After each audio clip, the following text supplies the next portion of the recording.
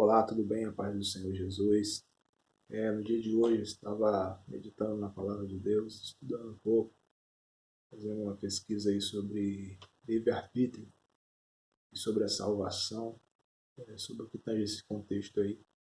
E eu vou compartilhar um pouco com vocês daquilo que eu entendi, daquilo que o Espírito Santo colocou no meu coração aí. Algumas teses são levantadas, mas o importante é a gente ler e crer e pedir ao Senhor Jesus uma direção para o entendimento dessas coisas aí. Livre-arbítrio. O que é livre-arbítrio? A definição aí que você for olhar para você procurar aí, seja no dicionário ou no Google, ela vai te dar a seguinte definição: é a possibilidade de decidir, de escolher uma função da própria vontade. Você vai escolher em função da sua própria vontade. E entendendo o que é livre-arbítrio, a gente não pode deixar de falar daquilo que, se a gente entrar no contexto bíblico, a gente vai ter que discutir sobre a questão da predestinação. O homem é predestinado a ser condenado, o homem foi predestinado a ser salvo. O que você acha disso? O que você entende como isso? Como se você, uma vez foi alcançado por Jesus, nunca mais vai ser condenado? Uma vez que você não foi alcançado por ele, mas em algum momento da sua vida, você vai ser alcançado por ele, vai se salvar, porque você foi predestinado a ser salvo. Predestinação é a determinação antecipada do fato ou de algo ou de alguém. Alguém antecipadamente está sabendo, entende, acredita, confia que será salvo ou que será condenado. Se tratando desses dois assuntos importantes da gente discutir, para entender esse fato do livre-arbítrio e predestinação.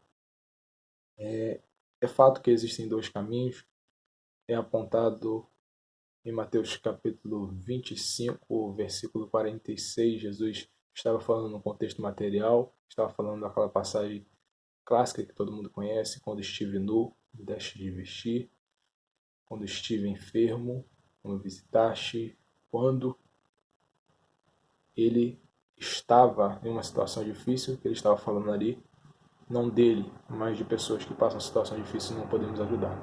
Apesar de ele estar falando no contexto praticamente material, mas lá no finalzinho ele aponta os dois caminhos, que são condenação eterna, ou seja, castigo eterno, a mesma coisa, ou vida eterna nos céus com Cristo Jesus. Esses são os dois pontos aí.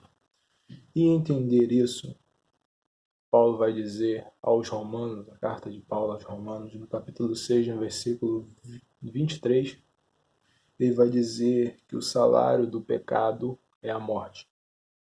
Pecado, todos nós sabemos, que é os que estamos condicionados, todos nós somos homens pecadores, todos. Independentemente, a Bíblia nos vai afirmar isso. E Romanos 3:23, ele vai afirmar isso: todos os pecados, por isso estão destituídos da glória de Deus.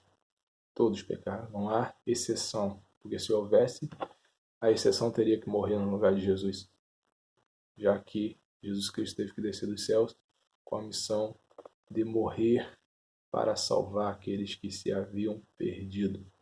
Então, Paulo começa a dizer no capítulo 3 de Romanos, ele nos dá um vasto conhecimento sobre o entender disso.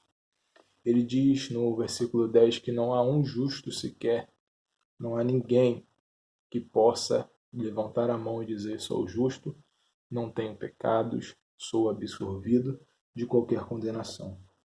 E ele continua dizendo, nos versículos seguintes: não há quem entenda, não há quem busque a Deus. Todos se extraviaram. Em algumas traduções vai dizer: a um se fizeram inúteis. Não há quem faça o bem. Não há um sequer. Paulo está dizendo aí. E no versículo 19 ele diz: pela lei todos são culpados, todos são culpados. E o entender disso é que eu estava estudando em um dos reverendos muito conceituados.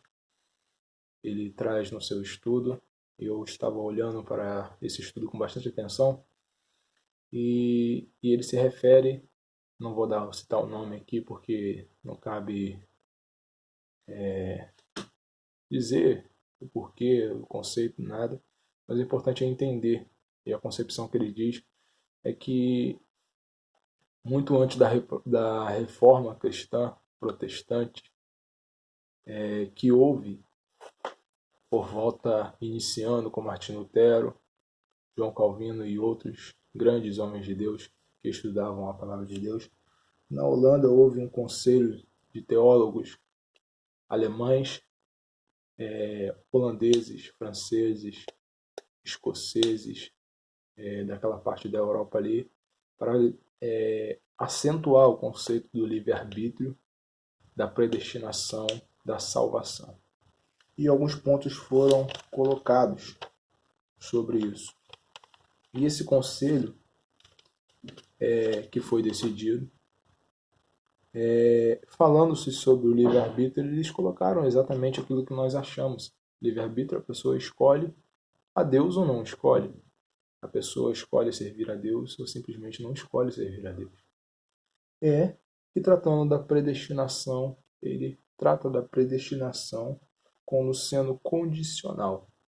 Ou seja, você escolhe a Deus, certo? E em determinado momento da sua vida você vai rejeitá-lo.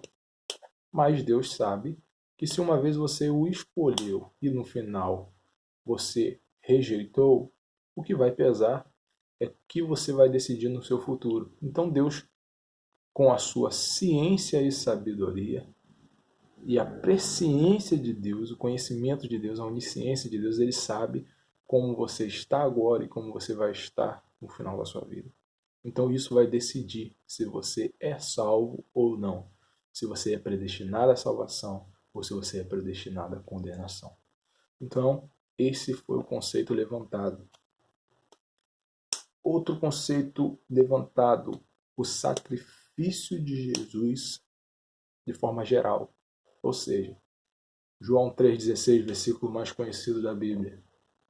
Porque Deus amou o mundo de tal maneira que deu seu Filho unigênito para todo aquele que nele crê não pereça, mas tenha vida eterna. A previsão geral que esse versículo ele nos traz no seu primeiro ponto ali, porque Deus amou o mundo, ou seja, da ideia de entender que Deus amou todas as pessoas, independente delas, do que fazem, do conhecimento de Deus nos seus corações. Deus amou todos os seres humanos de igual forma.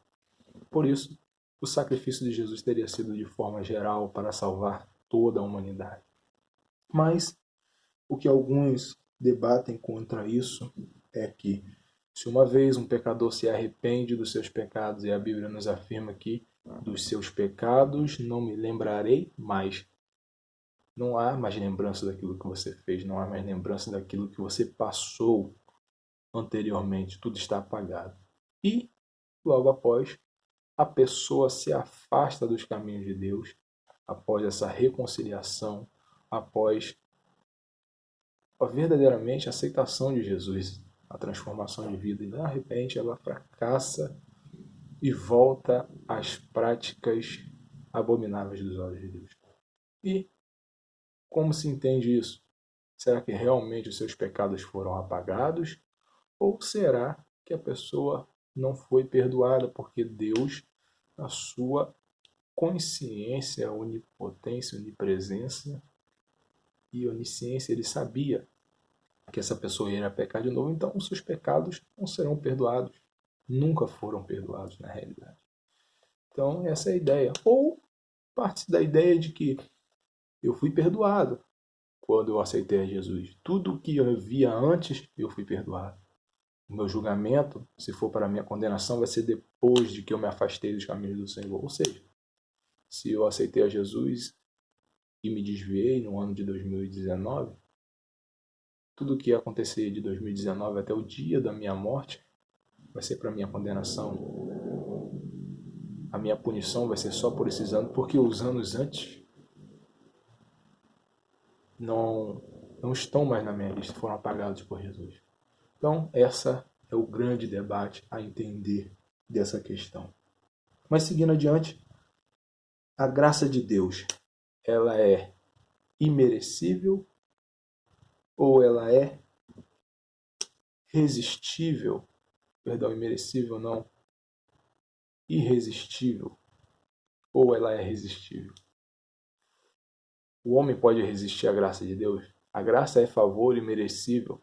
Nós não merecemos, mas todos nós temos ela como algo gratuito dado por Deus, sem a menor cobrança de nada em troca. Ela é algo gratuito, algo dado por Deus para toda a humanidade, para todos os homens, independente da sua ficha criminal ou das suas ações.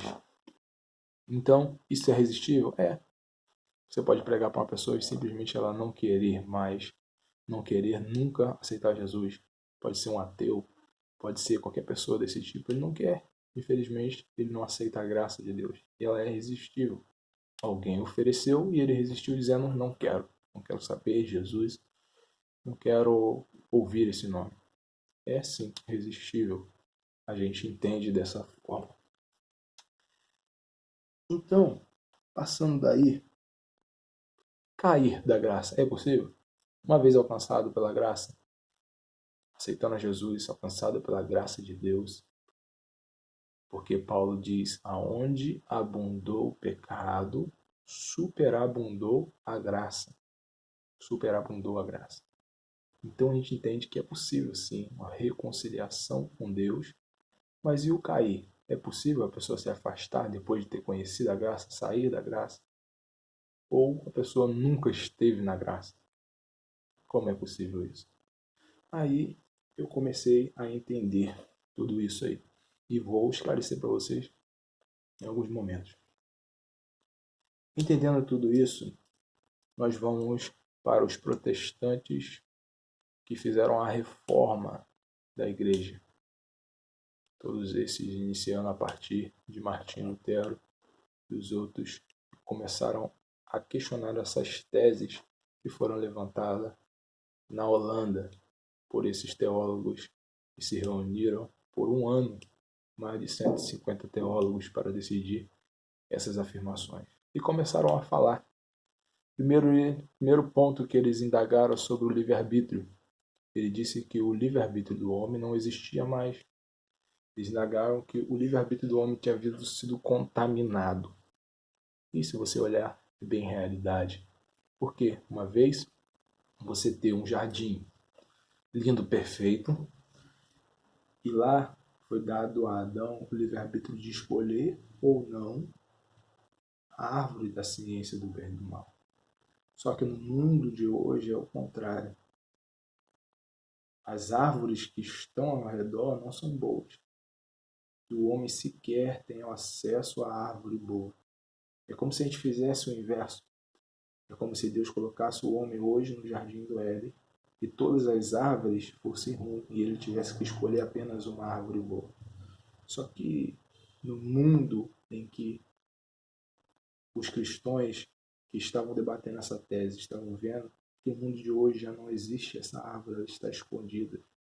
Não tem como o homem chegar a Deus sem uma intervenção na sua vida exterior, ou seja, sem o Espírito Santo de Deus. Sem o Espírito Santo, o homem não é incapaz de aceitar a verdade, de aceitar uma reconciliação com Deus. Então, parte-se isso ser uma verdade. E essa é a total depravação que houve do livre-arbítrio. Não existe mais esse livre-arbítrio. Você sozinho, por si só, você nunca ia escolher a Cristo para a sua salvação. Então, é sim de se aceitar essa tese, porque não vai achar que realmente o mundo que nós estamos dizendo, a Bíblia vai nos afirmar, jaz do maligno. Não há nada de precioso neste mundo que a gente possa olhar e falar assim, é desejável. Realmente, Deus está nesse negócio. É difícil, é difícil. O mundo está de pernas para o ar, não há nada de bom para nós, servos de Deus, se não formos impulsionados pelo Espírito Santo do Senhor. Partindo disso aí, a gente aprendeu sobre a predestinação condicional. E a gente vai entender, através dos protestantes, uma tese que ele chama de eleitos incondicionalmente. Então Paulo estava dizendo lá em Romanos que todos pecaram e estão destituídos da glória de Deus. Todos não mais têm domínio sobre si, porque todos estão julgados e condenados, porque não há um justo sequer. Então logo a gente entende que Deus, segundo a lei, todos já estão condenados. E agora, se ele quiser salvar, ele vai salvar quem ele quiser. Né? Então, o entendimento deles é isso, que Deus escolheu, elegeu alguns para serem salvos. Alguns para serem, independente do que vão fazer na sua vida, eles vão ser salvos. E, no outro ponto que ele faz do sacrifício geral de Jesus, eles vão falar do sacrifício eficaz. Ou seja, que Jesus não foi salvar a humanidade.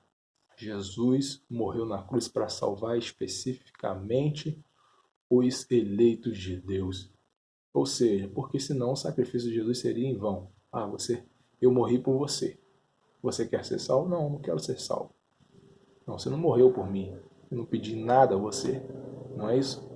Esse é o entender de algumas pessoas. Que Jesus vai morrer apenas para aqueles que desejam, que anseiam, que buscam a salvação. E aqueles que são aqui, superficialmente dizendo, nessa ideia de eleitos pela predestinação de Deus. Deus escolhe em algum momento o sacrifício de Jesus vai tocar o coração deles e eles vão ser salvos, vão ser alcançados pela graça de Deus. Então, pessoal, entendendo isso aí, é indispensável que a gente reflita sobre esses dois lados. A graça, se tratando lá do início que a gente falou da graça de Deus, ela é irresistível. E agora a graça de Deus ela se torna irresistível. Por quê? Irresistível. A pessoa pode dizer não? Sim, pode dizer não. Mas aqui a concepção do que a gente entende dos eleitos de Deus é que em algum momento o Espírito Santo vai impulsionar aquela pessoa, o Espírito Santo vai fazer como fez com Paulo, vai aparecer Jesus perante Paulo, como Jesus apareceu perante Paulo, o Espírito Santo vai aparecer perante a pessoa e vai convencê-la de que ela pertence ao Senhor Jesus, que ela é um servo do Senhor Jesus. E essa graça vai superabundar a vida da pessoa de forma que aquilo vai se tornar irresistível. Ela não vai conseguir resistir a essa graça. Esse é o entendimento dos reformadores da igreja. Então, essas duas concepções eu parei para analisar.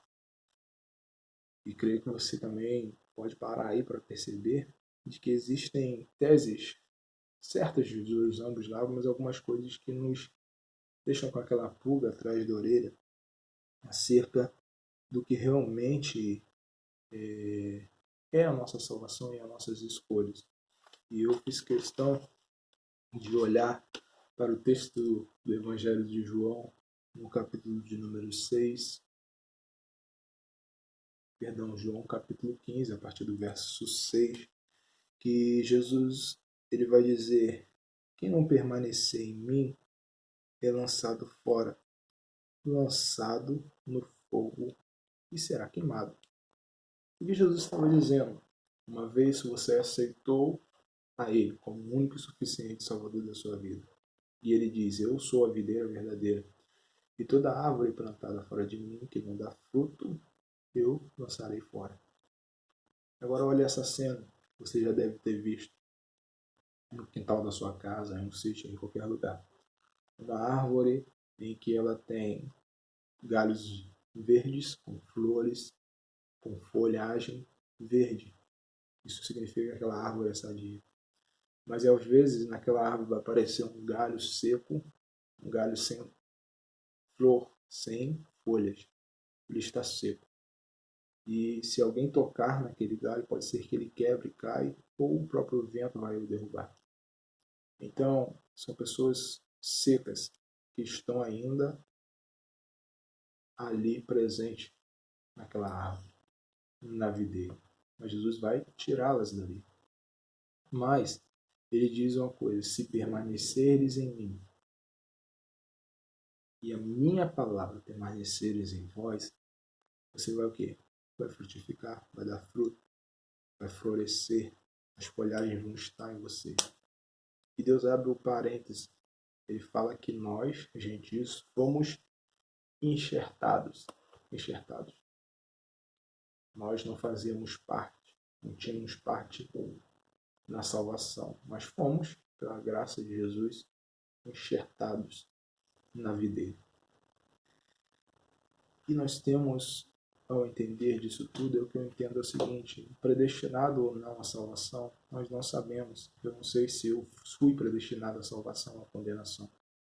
Mas o que Jesus está dizendo no Evangelho de João, no capítulo 15, é que devemos continuar buscando. Ele diz: permaneçam em mim. Permaneçam em mim, e a minha palavra permanecerá em vós. E tudo quanto quiseres e pedirdes, o meu Pai que está no céu vos concederá. Então isso significa, meu irmão, que ao entender o livre-arbítrio, da sua direito de escolha, do seu direito de escolher e da sua predestinação, se uma vez você escolheu a Jesus, claro que hoje, no mundo de hoje, é impossível nós escolhermos a Jesus se não fosse pelo seu Espírito Santo. E não é à toa que Ele nos deu. Ele nos deu o seu Espírito Santo para que nós escolhêssemos. E um dia o Espírito Santo nos convenceu do pecado e do juízo, porque isso é o que Ele veio fazer. Ser o nosso amigo, o nosso ajudador, o Espírito Santo de Deus. Se Ele te convenceu a ser servo do Senhor, continue. Não deixa nada vir atrapalhar, abalar a sua fé. Seja predestinado. Agora a predestinação que seja para você uma busca constante. Como Paulo diz: conhecei e prossegui em conhecer o Senhor Jesus. É uma busca constante. E ele diz: não que já tenha alcançado, mas prossigo para o alvo da soberana vocação que há em Cristo Jesus, nosso Senhor. Então prossiga para esse alvo, independente da predestinação, independente porque não sabemos. Se soubéssemos o nosso futuro, não perderíamos tempo com tantas coisas. Então prossigamos em conhecer o Senhor Jesus. Que Deus possa falar no seu coração grandiosamente. E eu agradeço a oportunidade de você estar ouvindo a palavra de Deus. A paz do Senhor Jesus.